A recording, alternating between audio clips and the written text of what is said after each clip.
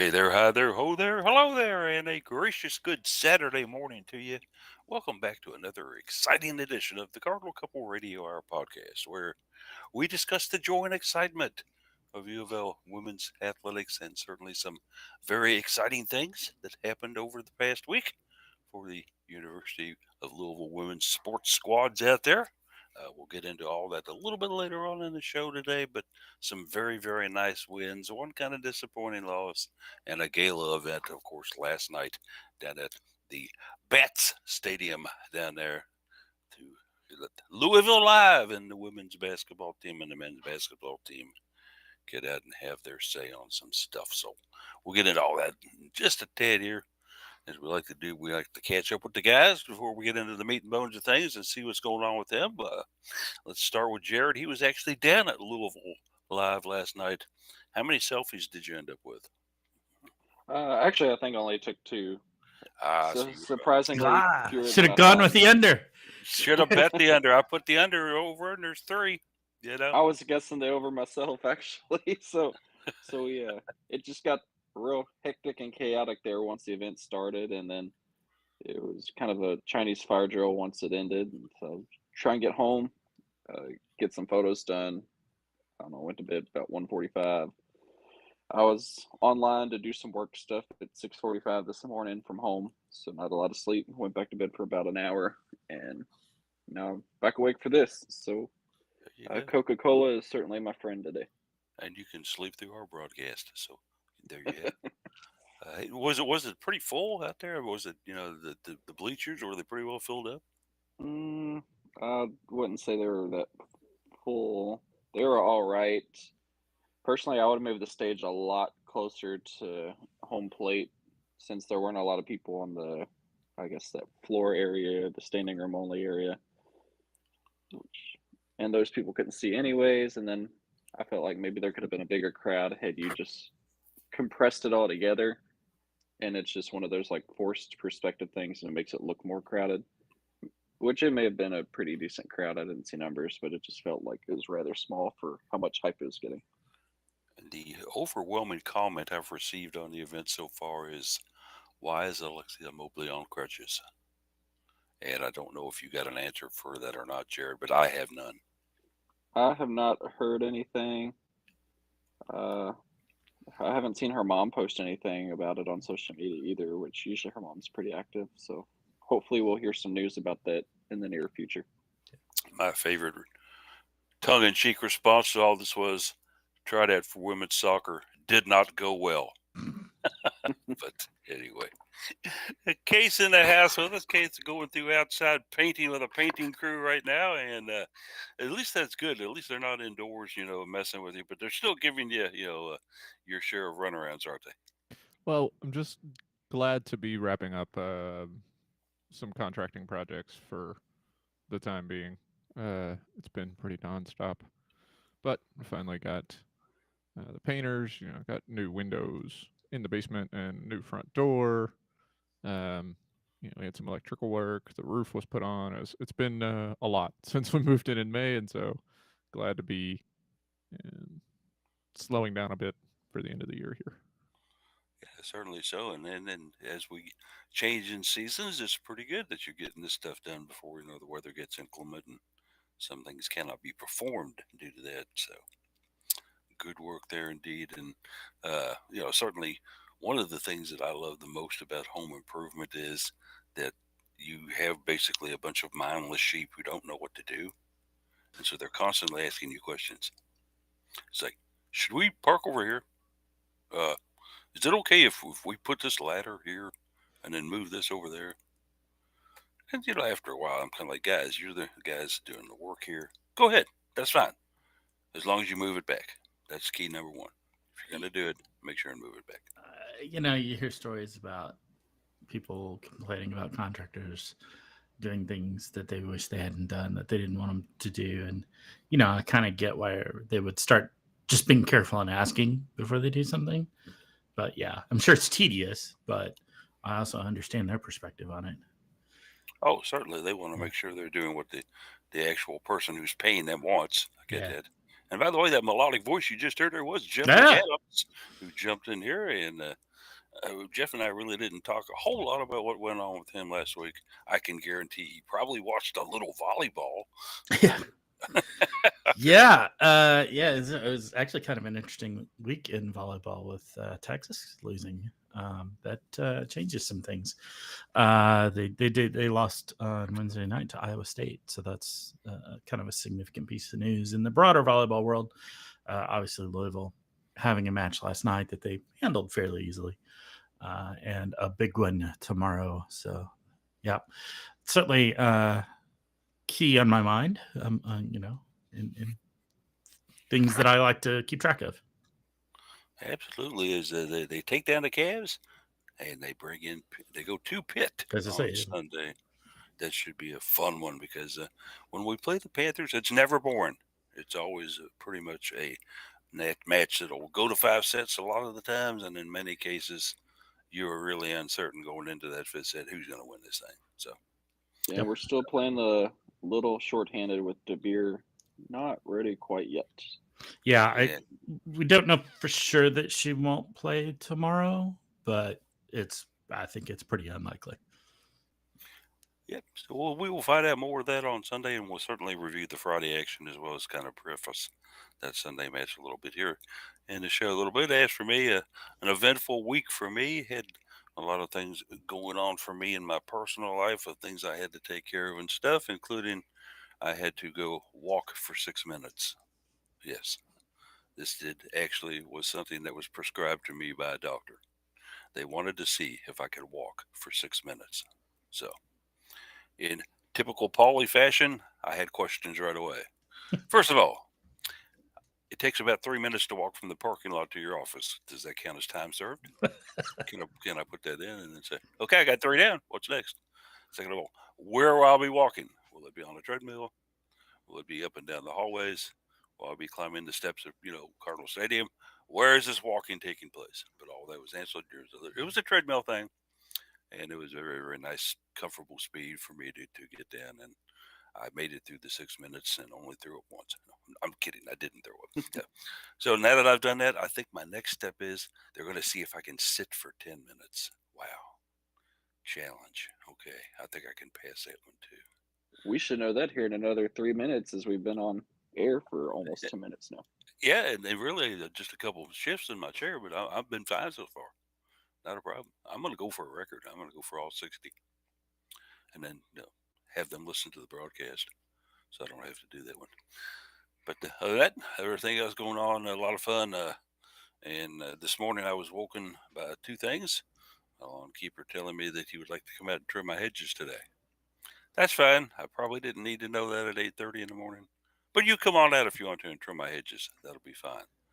And second of all, in the football field behind me, there is some type of, I don't know if it's a jamboree or what they do, but they bring in various like pre-high school teams and middle school teams to play at the football stadium behind me, which is fine and good. I'm all for that. But the guy who they have doing the public address announcing for this is obviously a man who had way too much caffeine this morning, is still continuing to pound it down, and only has one level, and that's an outdoor voice. He's very loud and very obnoxious. These poor kids are trying to play football, and there's this guy bellowing at them like he's trying to, direct traffic on an interstate. So, anyway, enough of my complaints. We'll get that out of the way and move on to more important things. About the time of show where we go into a little scheduling and Twitter information. We have Case in the house today who will cover that for us. So let us know what's going on, sir. Yeah, it's schedule looks a lot busier than it really kind of is. Those women's tennis events at the ITA Ohio Valley Regionals taking up 3 slots for some reason is definitely a bit deceptive. But that is going on today. It started on Wednesday and will continue through tomorrow. That's a big event. Yeah, it's Yeah. really long. I'm not really Yeah. sure exactly how it goes, but it's the same event that men's tennis participated in. Men's tennis actually hosted it last week. This one's in Knoxville. Football takes on Pitt tonight at 8 p.m. It'll be a thing that happens for some reason. They gave Louisville a night game. You can't complain about it too much, I guess, but that is what it is. We'll It's see how that. Some of us who don't want to get home after midnight are gladly complaining over here. Oh, I could well imagine too. As a fan, and if I had seats this year, and if I was going to be out there, I'd be madder than all get out too.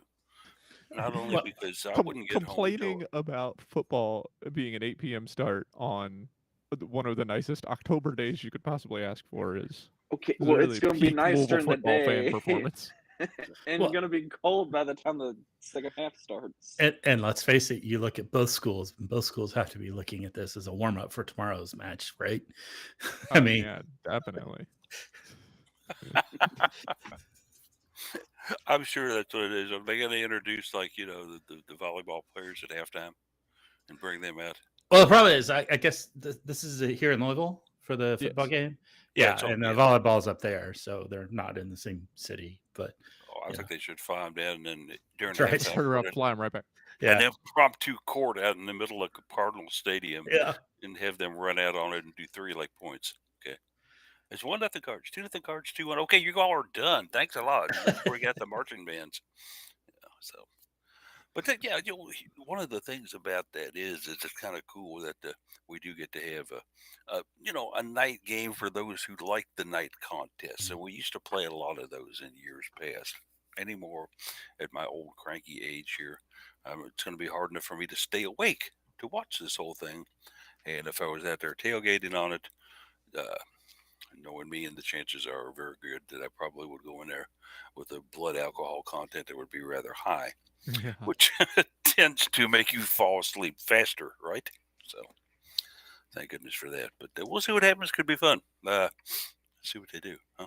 All right, Case, we've interrupted you enough on the Right. sideline. Big Go right ahead. interruption. Sorry. That's no problem. Another random event. I don't know why this ended up after football with an 8 p.m. start for football, but I think just because they didn't have a time listed, men's golf is in Wilmington, North Carolina for the Williams Cup. That continues through tomorrow. On Sunday, field hockey will get things started with the first of the timed events with an 11 a.m. start at Cornell, which I learned today does not actually have like a team name mascot at all.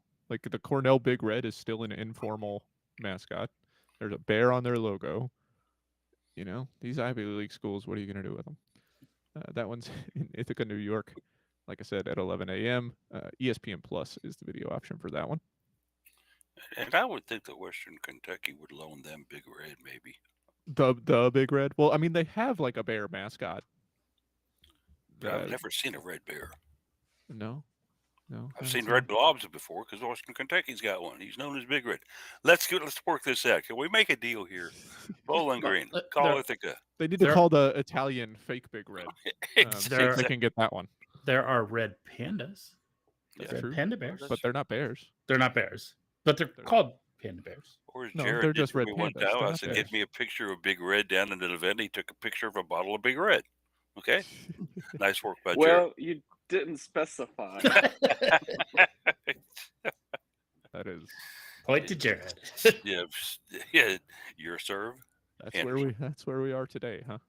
Yeah. As we continue with the schedule, 11:14 already. You guys are trying to make me slow, and we actually have stuff to talk about.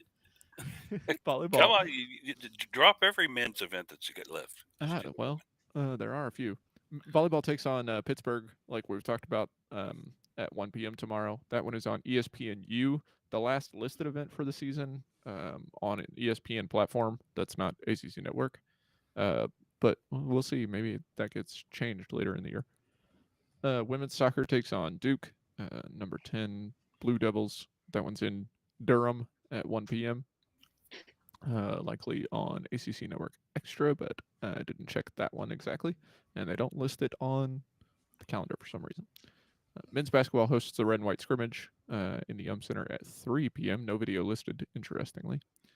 Women's golf starts the Old Stone Intercollegiate at the club at Old Stone in Bowling Green. That is a Monday-Tuesday event. Volleyball has a busy week. They play a Wednesday night match against Notre Dame at 8 p.m. That is the one in the Yum Center. Is that correct, Joe? That is correct. Yes. Big one. Um, that one is Over on. 5,000 tickets sold, I think, already. Oh wow, Yeah. for a middling, to be Yeah. generous, team For, from Notre for, Dame this year. for a match that's probably not going to be all that competitive. Although I don't know. Louisville Notre Dame has showed some life recently, so and Louisville maybe Notre Dame never play a normal match, that's That's right. true. and Louisville has been a bit questionable at times recently. That one is at 8 p.m. It'll be on ACC Network, the linear channel. That seems like one that could have gotten an ESPN slot, but so it goes. Late start for a volleyball match. Could be a late evening, depending on how Yeah. weird that one gets. Men's tennis is at the Notre Dame Invitational starting Thursday, going through Saturday. Women's soccer hosts North Carolina at 6 p.m. on Thursday. Is that senior night? I'm not sure. And it's the last women's soccer game of October, and so I cannot look forward to that one, or like look forward beyond that one. That one's at 6 p.m. ACC Network Extra for that one. Friday, women's tennis is at the Mississippi State Invitational. That event goes through Sunday. Cross country starts the ACC Cross Country Championships in Charlottesville, Virginia. Field hockey hosts Boston College for their last match of the regular season at Traeger at 1 p.m. Volleyball hosts Duke to close out their busy week before they get a week off with no Sunday match next week at 7 p.m. That one is back in L&N Federal Credit Union Arena. Men's soccer takes on Wake Forest in Winston-Salem at 8 on Friday. And that gets us, we'll mention rowing on Saturday because those start at like 9 a.m. They are in a scrimmage with Alabama in Tuscaloosa for that one. So that gets us through the schedule. As for Twitter, I tweet is at best case scenario, BST case scenario. Polly is at Cardinal Couple. Jeff is at Card Couple Radio and at Jeff McAdams. Jared is at Mr. Anderson Jared. Daryl's at Daryl Faust 4. Maybe she'll tweet her round score today. Any takers on that one? Probably not. Knowing Daryl. Yeah. I'm And not sure how serious she is about the actual scoring aspect of golf. It's just hitting good shots. Probably less serious than the people that I mentioned in the article today who played through the rogue cows Yeah. at Cherokee. Yeah, it's Guys, this go is- around them. Just play a different hole. Like, you don't need that one. It's Cherokee golf course. Like, it's not not play a Valhalla. you got It's that just a one new guy obstacle you gotta work with. standing out there on the top of his golf cart screaming at him, "Would you cows putt out? Come on, I need to hit an approach shot. Come on, cows." Hit one right into the middle of the herd. Do I have to play that as it lies, or can I take a drop? Can I get a draw from this patty here? Seriously, boys. Oh, yeah. I don't think I want to hit it with my wedge. Oof, nasty. But well done, Case. They got through it. And, yeah, in case we did not mention that to you, and we probably did, but Carrot, our good friend Daryl was out playing golf this morning with one of those fall time tee times that come around this late in the year. Yeah, it's not so common, right? But it's a beautiful day to go ahead and play golf. So we hope that Daryl is certainly doing that and hitting good shots, because we know it's not the score that counts; it's how well you played and how much back talk you gave whoever you're playing with. So there it is. All right, so good stuff for her. Moving on into the meat and the bones of the show, I think we'll go ahead and start it out with volleyball today, because volleyball last night, a 3-set winner over the Virginia Cavaliers, playing at Virginia as the Cards. Started this one out with a 25-18 set win, followed up with a 25-15 set win, and then closed out the sweep with a 25-22 set win for the Cards in this one, taking down those Cavaliers. And one of the things about playing somebody like Virginia is they're not having a very good year. Okay, the Cavs are 1-9 in the ACC now, 9-12 overall. They hit 181 from the match, but I'm sure they had to come in fired up, saying this could make our season, to knock off Louisville Unfortunately, they didn't play like they had in the intents and purposes of doing so in the first two sets. Jeff McAdams saw this one more than I did. I was kind of bouncing back and forth between this and field hockey, and then later on Louisville Live on the internet. So I didn't see the whole thing. Jeff was there though. What did you see? What did you think, sir? Yeah, basically, you talked about starting out with 25-18. Basically, it started out with three straight Iko Jones service aces. So that's kind of nice. It's a good way to start. She didn't have the first service, but she was like second up serving and then rattled off three straight, which is pretty cool to see. Not super competitive, honestly, in this one. The third set was closer. I attribute that more to Louisville not playing all that well, honestly. Some just kind of thinkos and shanked hits that is not typical of this team. And I think there's always that tendency to play a little bit to the level of the opponent that you're playing. And so I think we may have seen a little bit of that, a little bit of looking past them to, tomorrow's match, which is obviously a very big match on the national stage. So, I think you just kind of, you look at this and you say, okay, it happened. We got the W in the W column. Let's move on. And now let's get serious and be ready to play a solid team coming up next. Very balanced attack, though, for the Cards. Amaya Tillman had a really fine evening. She had 9 kills on 17 attempts. 353 is a decent percentage for a middle hitter, but 4 service aces total that she had. She had like 7 blocks or something ridiculous. She had probably the best night of anybody. We had PK Kong had 9 kills also, but less other stats to back up. But Iko Jones 7, or Aiko Jones, as the commentator was calling her. And Claire Chaussee had 8. Good balanced attack, which is part of what this team does. Spread the attack around, and did a great job with that, as they usually do. And it's hard to find too much fault. There were a few little, like I said, particularly in the third set, just not playing the sharpest they could, but still get the win, go on and get up to Pittsburgh, get ready for tomorrow. And you've got to love out of town announcers calling the Cardinals, because for most of the field hockey match yesterday as well, Jeff, our new coach is now Justine Lowry. Oh, lovely. Yeah. And so I'm sure. They also got Raquel Lathro's name a little bit. Oh, well, off, but that's. They call her Lazaro, I'm sure. Yeah. They actually got the TH sound, but they did put the emphasis on the second syllable. The emphasis on the wrong syllable, if you will. Cart, actually, a nice rally here in the third set. They were down 22-20. Danny gets the timeout. She calls them over. They talk a little bit. Then they tie it up. Kills by Chaussee. Kills by McKay. And then 2 straight blocks by Tillman. And Raquel ends it. And CC Russ. An ace serve, making it 25-22. A good way to end the game.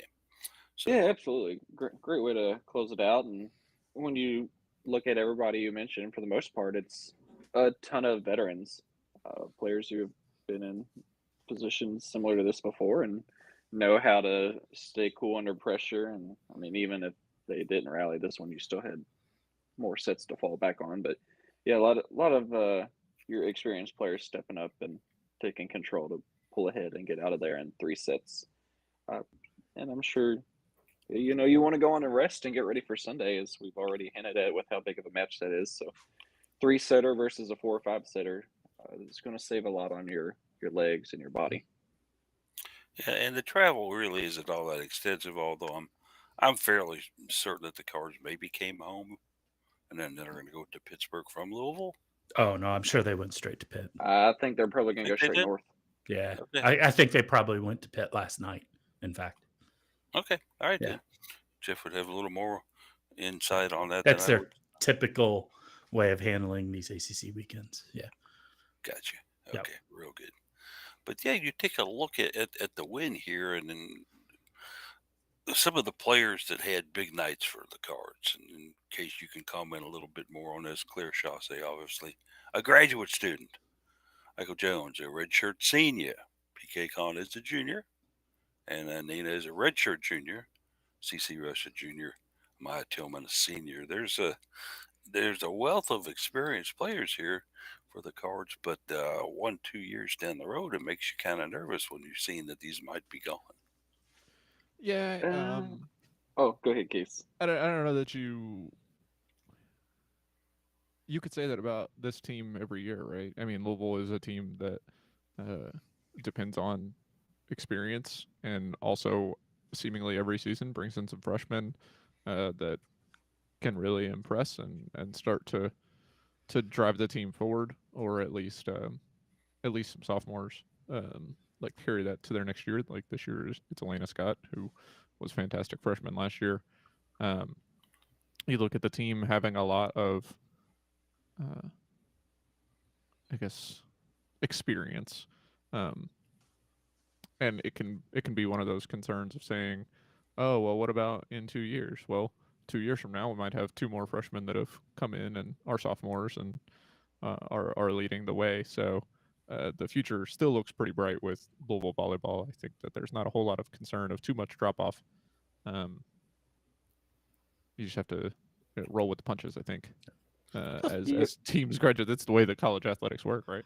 And Jared was going to jump in here, so go right ahead, Jared. Yeah, I want to hear what you got to say. Don't forget about the transfer portal. That's where I was going. If you're assuming it's just incoming freshmen, I mean, look at last year. Two of our best players, Tori Dilfer and Anna Stevenson, did not start their careers at UofL. They transferred in later on. And even with this year, Raquel is transferred in, and we've got Ellie Glock who's transferred in, and will probably make more of a bigger role next year.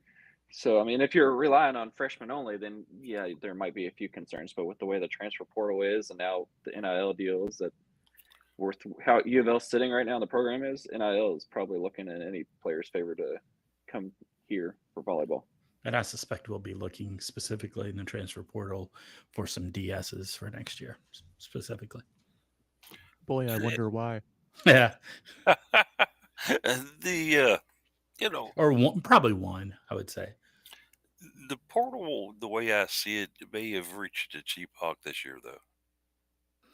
I don't think the peak. It obviously it's getting an extra workout, not only just because it's new and fancy and everybody's having fun with it, but also because we have a glut of players that are available because of COVID years. So that makes a difference.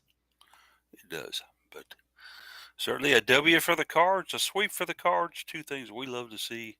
The big question now is, of course, with the match Sunday, we turn to Monday, when I think that's when the AVCA ratings come out and rankings come out.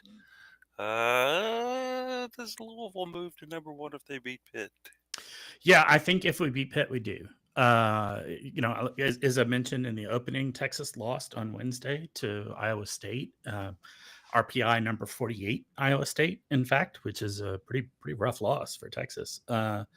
So I think that moves them down one or maybe two spots. So I think Louisville moves up, and I think there's a pretty decent chance that Nebraska moves up as well, becomes the number 2 team in the process. So, yeah, I would be shocked if they didn't. Yeah, assuming we win tomorrow, right? We got to win tomorrow. Almost wouldn't call it inconceivable with as bad as that loss to Iowa State would be, and then the earlier loss that they had in the season to Kansas, right? No, they didn't. This was their first loss. Oh, they got close. Kansas got close, but didn't beat them. I was misremembering. Yeah. So probably not likely if Louisville loses, like you said, but possible. It is possible indeed, but let's hopefully see the Cards take care of business on Sunday, and then give the AVCA voters a clear mandate here on, okay, Louisville, look what they just did. They knocked off Pittsburgh. They're it's in the time we bump them up to number one. Yeah, it becomes a question. It's assuming, obviously I hope this doesn't happen, but hypothetically, if we lose to Pitt tomorrow, you've got Texas with a loss to RPI number 48 versus Louisville with losses to RPI 3, Ohio State, and I don't know, 10 or 12, maybe Pitt.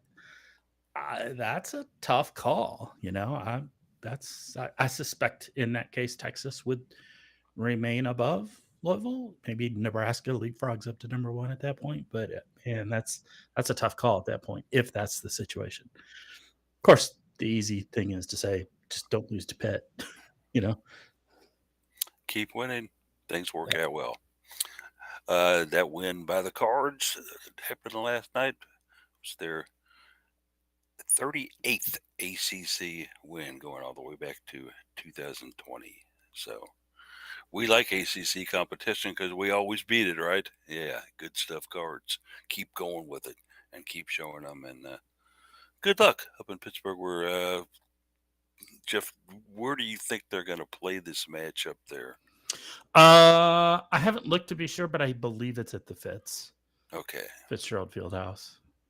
because I know they've played in different venues over the years in this series up there in Pittsburgh, and I think they've even played in the Pete before, haven't they? Yeah, I think occasionally they'll have a match over at the Pete, but mostly they play in the Fitz. And trying to look real quick. Yeah, it is Fitzgerald. So So anyway, best of luck to our Cards up there in that one. Final thoughts on volleyball before we move on, guys? Anybody? beat Pitt. Let's hope it goes well tomorrow. Yeah. Beat Pitt, yeah. Yeah, it's a big game. I'm a little shocked ESPN didn't punt it up to a higher level Yeah. channel, but ESPN is good. Not complaining. I think a lot of people who have ESPN have got the U as well, Mhm. depending on what their package is, of course, through cable and stuff like that. If you don't have a cable package, ESPN is pretty accessible, I think, through your computer or laptop, right? So Yep. that should be fine if you want to watch this one. It should be fun. And yeah, a nice alternative to a Sunday afternoon football. Watch a good volleyball match, for goodness sake. Mhm. Catch that going. The Cards also took kind of a stumble in field hockey on Friday. As Louisville went to always tough Syracuse, a Syracuse team that loves to play us in field hockey and loves to usually put a tough game in front of us. This one, guys, was a scoreless contest after the first half. Nobody had a score. Nobody had many shots on goal. And then all of a sudden, the offense kind of burst loose. Started in the third quarter, the actual Orange struck first when there was this massive scramble in front of the cage, and one of the accused players got a pass in there from outside the circle. They were battling around and around. This girl spun around to send a shot past Sasha Elliott, who was in the right place, but unfortunately not quite far enough over to give it a 1-0 Cuse lead. But the Cards, obviously disturbed by this, came back and scored 2 minutes later when Maddie Tabor sent a beautiful pass into the post right down to Katie Snyder, and Katie Snyder, of course, knocked it in to tie it up. Her sixth goal of the year, and it tied it up at 1-1. The Cards took their first and I'll call it final lead of the match when Amy Plum was awarded a penalty stroke. We don't see the penalty strokes nearly as much as we do the penalty corners, and penalty strokes are, I'm going to say, probably about an 80% success rate that whoever's shooting the penalty stroke is going to score on the goalkeeper, because it's a one-on-one situation, and it's usually pretty close where, you know, the goalkeeper's not going to be able to cover the whole cage. They're going to have to make a decision to go one way or another. Anyway, Amy Plum got that goal to make it 2-1 Cards. The Orange jumped right back, though. Midway through the fourth quarter, got a goal to tie it up 2-2, and then got the winner on a breakaway where I'm not really sure where the Cards' defense was on this breakaway. Charlotte DeVries has been so good for them up there for so many years. Fired a shot. Elliott stopped it, but they had another player right there diving for the rebound, tapped it back in. Your 3-2 final on that one. A rather disappointing loss case. I think that the Cards played well enough. I think that the Cards came in and played hard, and their pressure was incredible. But unfortunately, Syracuse just had a lot of weapons up front, and those weapons eventually kind of made the difference in the game. Yeah, I think what was disappointing about it was that, um, Louisville has been really good on defense. Where they've struggled in the conference play has been offensive.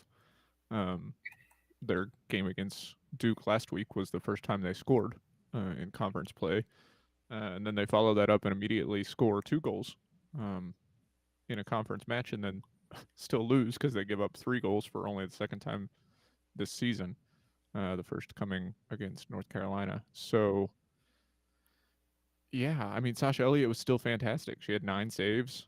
Um, all of all but one of the Syracuse goals came after an initial save. Uh, she did kind of everything you could ask her to, and the defense really just wasn't there. Louisville was outshot in this one, um, 13-9. Uh, Syracuse, of their 13 shots, 12 were on frame. I mean, they were just peppering the defense the entire time, and Sasha Elliott can only do so much. I think she, after today, will still have the best, or after yesterday, still has the best save percentage in the league. So you give a team like Syracuse with the scoring options that they have as many opportunities as Louisville did, and they're going to take advantage of them. I mean, Coleman's scored 2 of their goals. They were her 13th and 14th on the year. So they've definitely got goal scorers. And I just wonder how long Louisville can continue to stay in the top 10 with ACC loss after ACC loss. Kind of tricky how they've Yeah, managed to do that. we kind of leapfrog from seventh to fourth. Before this one, I wouldn't be surprised to see us maybe drop back down to seventh or even lower, Jared. Just kind of a disappointing loss for as well as we've been playing lately, and certainly a disappointing fourth quarter for the Cards. Yeah, and where we're at with the season and with how many teams get into the NCAA tournament, my concerns are now on being able to finish the season strong because we kind of talked about it before, and there's only 18 teams that make the NCAA tournament, 9 automatic qualifiers per conference, and then the 9 at large bids. And Louisville's got 4 losses with 2 regular season games to go, and that Boston College match is no walk in the park by any means. I'm not familiar enough with Cornell to, give much input on what I expect Sunday. And then on top of that, you've got the ACC tournament. Everybody makes the ACC tournament, all 7 teams. And the way North Carolina's looked this year, uh, it looks like everybody else is playing for runner-up finish at this point. They are impressive. So without assuming, but I'm going to go on and say the Cards are going to have a 5th loss on their record before the NCAA tournament starts. A loss to Cornell or Boston College puts them at 6 losses, and I think that may be just enough to have them on the outside looking in. So my certainly concerned over our status of the NCAA tournament at this time. The big things here, of course, is the ACC tournament. Depending on where we're seated in that, if we could get to the finals somehow, and even if we're okay, let's look at it this way. Let's say we're a 6th seed. By the way, that breaks down. I think we have to play the number 3 seed, if I remember correctly, because out of the 7 teams, I think the North Carolina, the number 1 seed, gets the bye, and then the teams 2 through 7 have to play first round action. So if we go in as like a 6 and play a 3, I think we need to win a couple here to even to have a chance. And I know Jared will find out more about Cornell as he's personally volunteered to drive down to Bowling Green, Kentucky, pick up Big Red, and bring him to Cornell as support for Cornell's Big Red All the squad. way to Ithaca, huh? Yeah, he's Jared's pretty good on interstates. Yeah, he travels them well. I'm sure Big Red will help with the driving. So there you go. You got that going. Not sure I'll be able to make it up to Cornell with football tonight and men's basketball tomorrow, but we'll see. But yeah, as you mentioned, the 1 seed gets the bye. I just happened to pull up last year's uh, bracket. So 4 and 5, the winner of the 4-5 seed would play the 1 seed, and then you've got 2, 7, 3, 6. So I guess at this point, with a 1-4 conference record, you just don't want to be the 4 or 5 seed and play North Carolina in the second round. Yeah, that's what. Well, here's the problem. Okay. If you're not the 6th seed, or if you are the 6th seed, that means you lost to Boston College, right? Like I think you would rather beat Boston College in the regular season, be the 5 seed, beat the 4 seed, and then maybe lose to North Carolina. I think that would do more for you than lose to Boston College, be the 6 seed, beat the 3 seed, and maybe beat the 2 seed to advance to the final and lose to North Carolina. I think that losing to Boston College would be worse than losing to North Carolina. Or That I agree. I losing didn't to look at Boston how the College would not be as beneficial as beating the 2 and 3 seed to make it to the finals, in my yeah, opinion. I haven't looked at the standings in terms of what our win or loss would put us. But yeah, I agree. You need to beat Cornell, beat Boston College, win your ACC quarterfinal matchup, and then if you do fall against North Carolina, I don't think it's going to look as bad. Math is hard. It looks like if they beat, trying to figure out, it's hard to tell because not all of the games appear on the standings yet. But Boston College lost last night, so a win would put Louisville in the 5 seed spot, and they would take on either Syracuse or Virginia again. So that's going to be your 4, or that's going to be your 4 seed. So is what it is. Winning solves a lot of ills, Jeff. So if the Cards can continue to win, then I think that their chances of getting through these final matches of the regular season and avoiding like last year's fall to Virginia in the conference tournament and winning a couple of conference tournament games might put them in this tournament. Yeah, it's I definitely think they're at least on the bubble at this point, so they got to get some wins somewhere.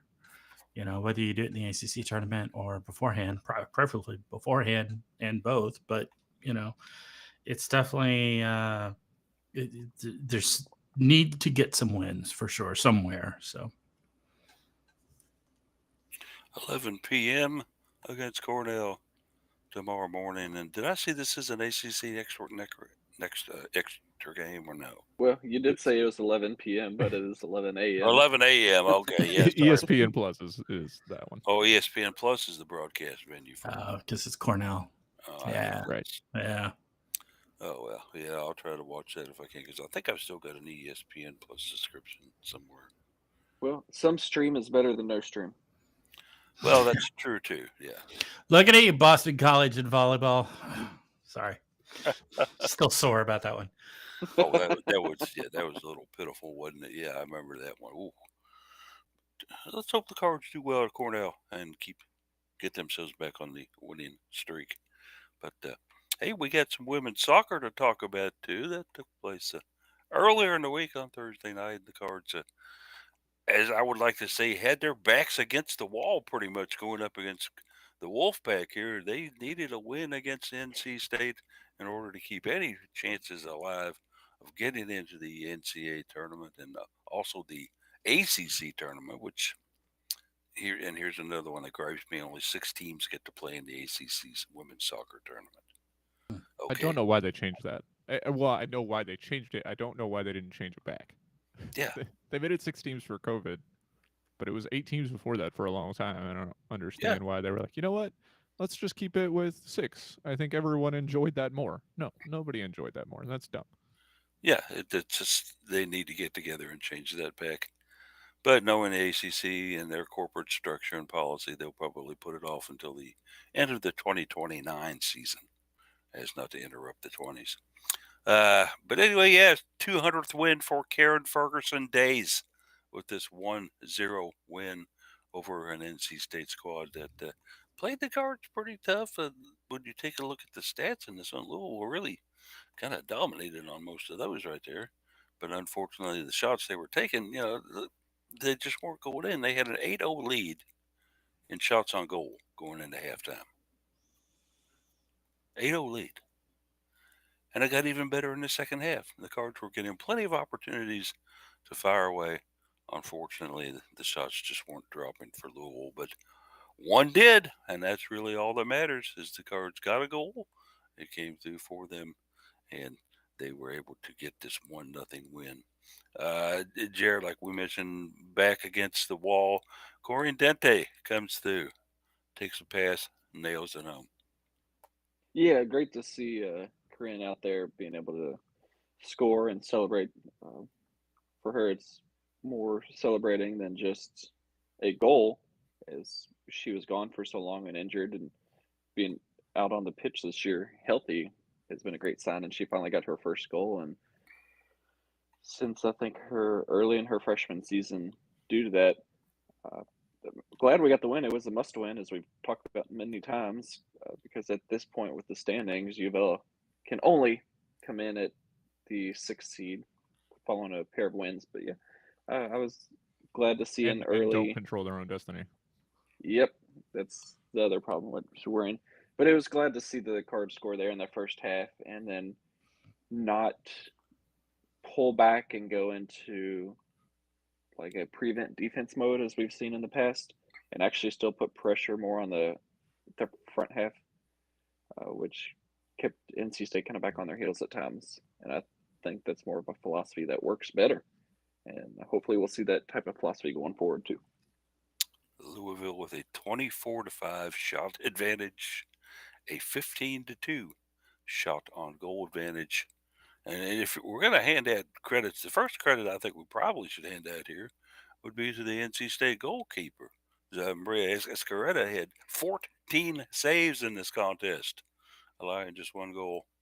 Aaron Floyd with only 2 saves, but then again, when they're not shooting the ball at you, you don't have much work to do back there. So certainly, I look at this case as a game that Louisville, they were clearly dominant offensively. I just would like to see that more dominant offense put a few more goals up. Yeah, I mean, one goal on 15 shots on goal is definitely not ideal. Um, Looking at the stats was interesting. All but 3 players, all but 3 starters, and all but 6 of the. I'm not counting Aaron Floyd in that. So 7 of the 10 field playing starters, and 3 of the 6 subs all had shots. Everyone who had a shot on goal except for Patricia Ward. Sarah Hernandez was not one of the players that got a shot. And of all the players that had multiple shots and multiple shots on goal, Corinne Dente, the goal scorer, had 1 shot on goal and it went in, and she only played 26 minutes. So that's just a funny little quirk. But like I said, 1 out of 15 is not great. Something that can drive that up is that a dribbler through the box that is technically on frame and is scooped up by the goalkeeper is a shot on goal and a save. Those can kind of artificially inflate things, but when you fired 24 shots total, probably most of your shots on goal were not little things like that. Unfortunately, like we said, Louisville, this was a must win. They got it. Louisville now has to play Duke, who is ranked 10th, and North Carolina, who is tied for the lead of the ACC, and they have to win both those games to have a chance to get into the ACC tournament. That seems unlikely, but I guess it could happen. You're definitely going to have to score more than 1 goal per game in those. I would think so, yes. I would think that would be very necessary as the Cards, they got their work cut out for them here. Let's hopefully they can come on with kind of a mini late season run here, put together a win streak of 3, including the one that we just won on Thursday, 2 more, and go and possibly get that tournament bid and do well in the tournament. But when you kind of take a look at it, it's a Louisville team that's had some opportunities this year that just haven't been able to really settle things out. They've gotten good goal play, I think, Jeff, from Aaron Floyd, and they've worked some very, very key freshmen into the lineup. And this just may be a team that's a year away from doing some big noise. Yeah, it's possible. We've said that the soccer team is a young team a number of years now, unfortunately, but it is. We've got some good talent there. We've got to put it together, got to get it fostered and created into a bigger team and get going forward. If we do, I think there are some great possibilities ahead. So, but it's kind of an if at the moment. And it's a big if, but let's hope that it happens for them. Yeah. Moving on, let's take a look at a little women's basketball here, and I'm become firmly convinced that Oprah Winfrey is now handing out awards for the WBCA. Josie Williams gets an award for the Lisa Leslie Center Award. Oprah wasn't done yet. She goes, here's a couple more I want to hand out here. More rewards for you. Haley Van Lith. Guess what? You're going to get the Ann Myers Drysdale Shooting Guard Award. Kristen Carr, welcome to the Nancy Lieberman Point Guard Award list. Okay, Morgan Jones, guess what you are? You're the small forward Cheryl Miller Award list, and Olivia Cochran with the power forward Katrina McLean watch list. I mean, if they, as we were mentioning earlier, if they had an award for sixth player too, you'd have to think Casa Robinson or Peyton Verhulst would be eligible for that. Just an incredible start, Jeff, to this season for the Cards in preseason. All these awards being attributed, and if you take a look at the award list, does that kind of maybe foreshadow your starting lineup for Jeff Walls? Yeah, we were kind of laughing. It is, like you said earlier before the show started, and it is a potential starting lineup, certainly. Among probably several you could probably pick on this team. There's a lot of depth, there's a lot of talent, and I think there's multiple potential starting lineups that could be picked out of it. You look at the watch lists, and that probably helps guide to say maybe these are some of the picks for it. But we talk about Jeff Walls being the mad scientist because he can kind of come up with some things that seemingly come out of nowhere and but work. So I won't assume that he's going to follow the list like that. And Jared, taking a look at this, 3 of these players will be donning Cardinal uniforms for the first time in their lives. Christian Carr had a very, very good career at Syracuse, and now with the Cards.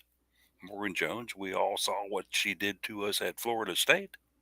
She's now a Cardinal, and certainly another one that we're pretty excited to see. At least in my part is I really want to see what Williams can do in the post for us because she's a legitimate 6'5" center. She's not going to do anything else except do what you want a center to do. Hit the boards, rebound well, shoot inside very good, and if you get fouled, go to the foul line and hit free throws. And that's what Josie Williams has done for her career at Utah State. Now, Utah Valley State. Am I saying that right? Utah Valley. Let's just shorten it there. The thing is, how does Big West basketball translate that to ACC basketball? What's she going to be able to do? So I think what I'm going to be looking for, especially out of Josie Williams, when you're talking about some of that size she carries, is she going to be able to keep up the pace that Jeff Walls likes to run? I mean, he is not a slow-moving offense, slow-moving defense. I mean, he's go, go, go. We're going to push this as much as we can. We're going to outrun and wear down our opponents. And sometimes you see that with larger players where they get a little more worn down. And even Olivia Cochran last year had mentioned there were some times where she felt like she was not up to par where she needed to be. I haven't gotten a chance to see Josie Williams play live other than a little shoot around last night, which I wouldn't really call a good perspective of any player. So my big thing is, will she be able to do that? Or is she going to be coming in for a few minutes and then having to tap out because she's not able to run the court? But in terms of her size, her strength, I think, like you mentioned, she's going to be crucial with the rebounding and on the boards. I don't really think we need her to be a scorer. Looking at this roster, we've got plenty of scorers on the team. No doubt. But just somebody who I don't think Olivia Cochran's 6'3", by the way, which UofL's got her listed as when you see her stand next to Josie Williams. So I think Josie Williams is really going to be that true forward, center, borderline type player that maybe UofL had needed in past tournaments where Stanford or South Carolina had gotten the best of them. So she's one of those players I think will be fun to watch. And let's not forget here that the Cards still have Liz Dixon on the roster, who was a very, very good backup center last year for Louisville and got a couple of starts as well. So if there's any point in time where Jeff Walls says, okay, I need a little bit more out of the 5, I'm sure Liz Dixon would step in and do very good. I still think she's got one of the best 5-foot and in approaches and shots to the basket that I've seen. But what's real quick, what's good about having both Josie Williams and Liz Dixon is you can move Olivia Cochran back to the 4 Oh yeah. which I think Mhm. Olivia Cochran is much more of like a power forward type, that 4 spot. And playing in that 5 spot, she was undersized quite a bit. I think she's going to really shine in that role this year I, in the 4. either that, or if you play her in the 5, that gives you 3 player rotation in that 5 spot, which would really let you run really aggressively and potentially wear down the other team's bigs. Uh, Again, in that Jeff Walls mode of run fast, hard, wear people out sort of approach to basketball. In case this award for the last 3 years has gone to Aaliyah Boston of South Carolina, and guess who's on the list again this year? No. Yeah, I'm shocked. Shocked that's it. I've got a question for you unbelievable. guys. Looking at Sure. the roster, do you think that Jeff Walls is tired of losing to uh, long defensive teams that can? Like the Stanford. Yeah, yeah. Yeah, When is the last time that Louisville had a roster with more players over six feet tall than under? wow. The Cards have 8 players listed at taller than 6 feet, 6 players under 6 feet, and Jalen Brown is the only player listed at 6 flat. That's a pretty tall and long roster, especially because, um, you know, 3 of those players that are 6 foot are guards. Um, they're definitely going to be out there using length and disruption just as much as the speed that they will have on display. It'll be interesting to see how it turns out. And also on this Lisa Leslie Award list here, just to kind of sum it up a little bit, there the ACC schools are pretty well represented in this thing. Is Kennedy Brown from Duke, very good center for the Blue Devils, made the list. Lauren Ebo, Notre Dame center. Kind of a surprise to me that she made it, but she's there. Uh, Elizabeth Kitley, we all know what she can do. She made the list for Virginia Tech, so we'll see what happens with it. I think the main thing that what we need right now is just to actually see this team in action and see how Walls is going to put all the parts together. Okay, that's what I'm waiting to see, and we may not know for the first 5, 6 games because when you've got 15 players that are fairly capable of stepping in and giving you 20 good quality minutes, how are you going to divide the time up? You can only play 5 at a time. Could be interesting. To kind of sum it up today, though, a little bit, though, they did have Louisville Live last night at the Louisville Bats Stadium down on the river. And Slugger Stadium. Yep. yeah, whatever you want to call it this year. They'll change it in a couple of years probably. Slugger Field. It's been that This for year it's It's 8 been, years. it has been that one pretty steady for It's a been while Slugger Field since it opened. since it's got built. Yeah. yeah, whatever. Yeah, Yeah, I don't think this one's likely to change. maybe Yeah. not. You don't never know. It just depends on where the money comes from. Sure. But yeah, they had that down there last night, and an interesting concept doing it in a minor league ballpark for baseball, for women's basketball and men's basketball. But Jared Anderson was down there. Jared got some great photos. And Jared, what did you think of the event? Yeah, so actually, I think those who are watching online, like Jeff, had a much better view than I did. The concept of Louisville Live, which is pretty standard among a lot of schools nowadays, is great. I think the setup itself still has a lot of work to do. We need less people with microphones that are doing PA host duties would be a good start. I think we need to have less random bodies on the court, such as team managers, marketing staff, etc. Because what you're doing, you're clouding the court and you're taking away from the actual action and players that are out there. I still think this would be much better suited in a basketball arena where the seats for the fans are elevated and can see, as opposed to vice versa, where the stage is elevated and you've got fans on the floor or the ground that can't really see what's going on. But it's really cool. It's a good way to introduce the players, get the coaches out there to talk a little bit, show off some skill stuff like the 3-point contest, shoot arounds, dunk contest. It was fun. It was entertaining to watch. I think maybe the organization was not great and it was a bit chaotic, too much going on at the same time. I enjoyed watching it. All the players were smiling, laughing, having a good time, which is what you want to see. You want to put them in a good mood going on earlier. There were plenty of recruits for both men's basketball and women's basketball in town last night.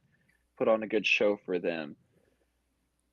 The dunk contest, I can't remember who won, but it was the gentleman who jumped over Jack Harlow's shoulder to get that dunk there. And then for the 3-point contest was actually combined between the men's and women's teams, and actually it came down to a kind of like a tiebreaker showdown shootout where Peyton Burholz took the title. Obviously, the team went wild for that, and I was happy to see Peyton win that 3-point shootout. As she's going to be one of our sharpshooter snipers coming up this season. It was nice seeing Angel McCautry there. Welcome back a lot of other women's basketball alums. I'm sure I'm going to miss a few, but we had Sarah Nord there from what I recall, Maisha Hines Allen, AD Jess Limley, Tia Gibbs, and I'm sure I'm missing a couple more that made an appearance. But it was real cool seeing a lot of alum come back, and then those who weren't able to make it left really nice messages that they played on the video board out there. But a bunch of women playing overseas, because that's how you make your living, playing professional basketball for women. I got a chuckle out of that. Is every single women's alum that said, "I'm sorry I can't make it," the excuse is, "I'm currently playing professional ball." Right. Which kind of makes a really good statement though about the program and what the coaching staff has done. And a lot of the men were that way too. I mean, Spida, Mitchell, and others that were also playing pro. So, it's fair. Certainly, indeed, a fun event for the fan base. I think, if I'm not mistaken, I think this was the first year that Louisville actually charged an admission and sold tickets for it.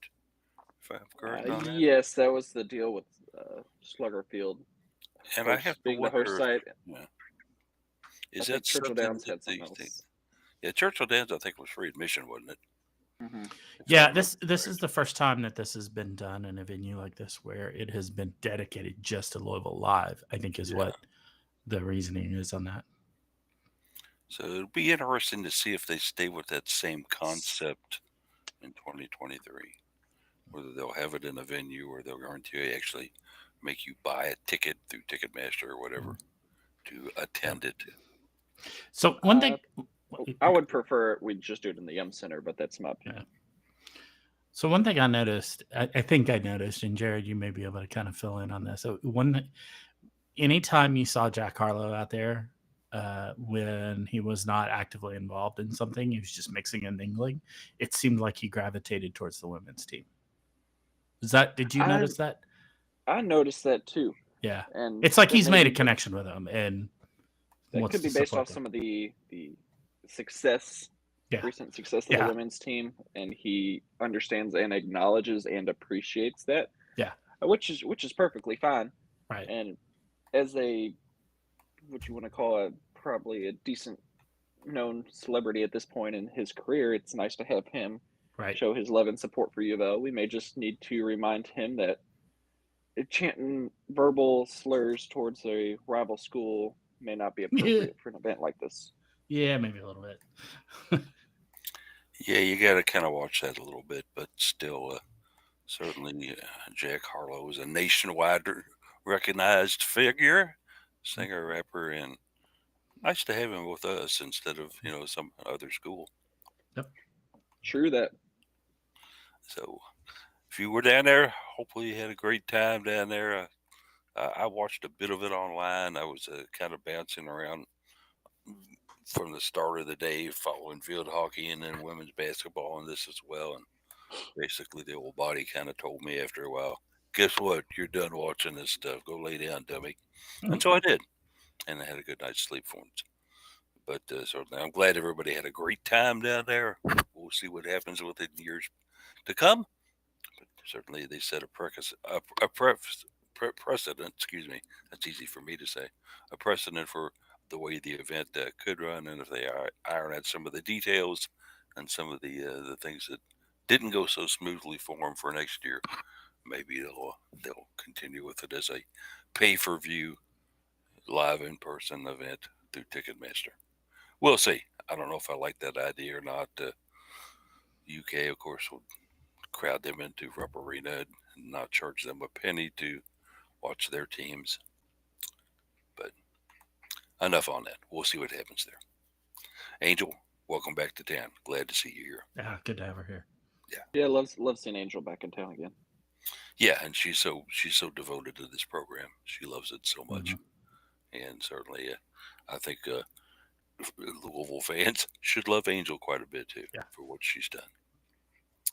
But okay, well, hey, that will get us to the end of the show here. We've run a little bit over noon, but it doesn't really matter since we're not being timed on this thing anyway. So we could go for another hour if we want, but we won't. We'll go into some final thoughts. Let's go ahead and start it out with Case. Case, what you got going for us here on the final thoughts?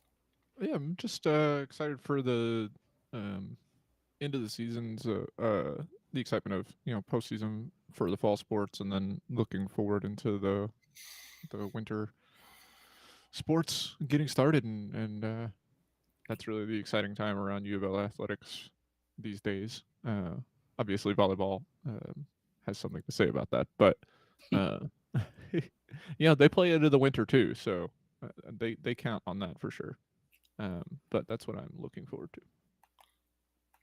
Well, I think we all are indeed. It should be a good time of year for the Cards. Let's hope a mild winter and a rabid hot teams out on the various courts of action, right? Jared, what you got on hand for us? Yeah, I think my excitement for basketball season is there's finally a spark there, and it's not that I've been purposely disregarding any of the basketball stuff. It's just there's been so much success and hype with so many of the fall sports, especially with how volleyball and field hockey have been going. And I'm still loving all the fall sports, but now that I finally got to see our two basketball teams kind of get going last night, I'm really excited for basketball season as it's right around the corner, and we're looking at just over 2 weeks before the first women's game of the season. I'm looking forward to that as well, sir. We'll see what will happen there. Case, what you got for me? Case already went. Oh, well, see, I made it through 59 minutes. I made it an hour and 7 minutes without a blow up here. And actually, Because you've been sitting too long. That's right. Jump right on it. I have a minute. Yeah, I have an hour and 7 minutes sitting now. My legs are a little tired. I've gone to sleep. But the Bulldogs are always outside the window waiting to jump on any mistake I make in this broadcast. And Jeff certainly did bark at me. So that's fine. That'll work. I'll go ahead and do my final thoughts then, okay? Okay, sure. Would you all like to hear those? Let's hear it. That should be fine. My final thoughts are of a rather serious nature today. Our good friend and reader from Greer, South Carolina, who will admittedly tell you he's a Clemson fan first, but he's become enamored and fallen in love with the Louisville women's sports program. Arthur got some very, very tough news in the middle of the week when his wife, B, was admitted to the hospital with respiratory problems that eventually led to a diagnosis of having COVID. She is still currently on oxygen.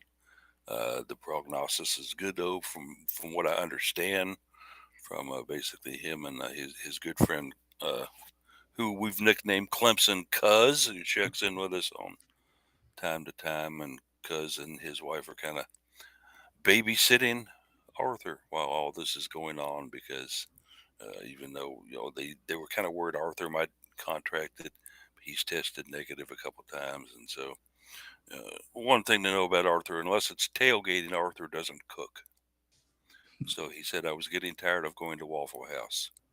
Fortunately, Clemson Cuz and his family have brought me in and fed me a couple of meals. He says, but my concern is with my dear wife, and ours is as well. So we hope that Absolutely.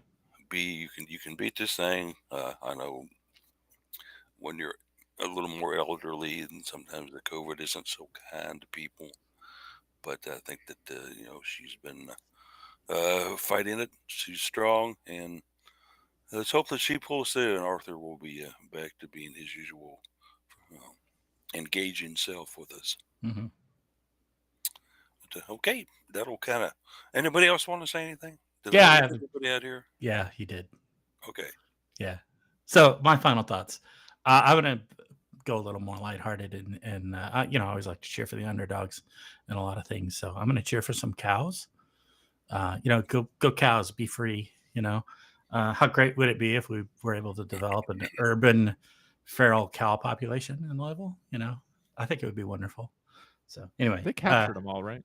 I don't think they have. I think there are still some on the list. There are a couple still running Yeah. as of last night. Yeah. So yeah, go be free. live your best life, cows. Have fun. And then people out on the 17th hole with Cherokee are like, hey, would you all put out up there? We're waiting to tee off, cows. Come on. I saw a report actually this morning of one over on like Barrett. So like they're out of the park even at this point. Oh my God. I would You're like to meaning the free clarify. range steak there. I would like to clarify for Jeff that when he says "Go Cows," he is not talking about the Longhorns of Texas. No, Yeah. no. Literal actual cows that got loose in Oh my Louisville. God, they're headed to Jim Porter's. Oh, geez. Here we go. There's a nice river walk down that way, though. That's right. Maybe they'll get over to Grinstead and take that and then end up downtown. Anyway, yeah, you go for it, cows. That's fine. Take the bull by the horns, as they would say. Oh, that was bad. I'm sorry. But hey, thanks for listening, everybody. Appreciate you on the broadcast today with us as we went through it. Well, let's have so much fun with it. Let's do it again next week, shall we? And we shall. 11 a.m. for the Cardinal Couple Radio Hour podcast.